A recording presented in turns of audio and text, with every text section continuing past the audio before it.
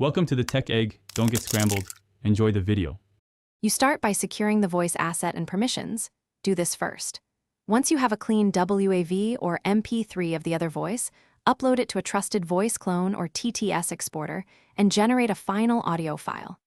Make sure the file is normalized and trimmed to the length you need. Next, prepare your TikTok video footage and save it locally. You'll attach the external audio rather than relying on TikTok's built-in TTS. This avoids platform voice limits and keeps control of timing and levels. Once done, open TikTok and start a new post or load your draft. Tap Sounds, then find the upload option or use the app's voiceover feature to import your external audio file.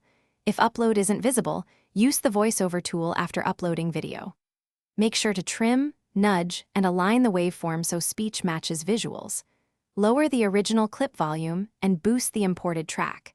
Add captions to match speech. This precise alignment is why using an external audio file is the only reliable way to use a different voice. Finish by enabling original sound and publishing with clear credit to avoid strikes. If TikTok mutes or rejects the audio, re-encode the file to 44. 1K HZWAV or 320 kbps MP3, then re-import. Sometimes format or bitrate causes platform filters to block uploads.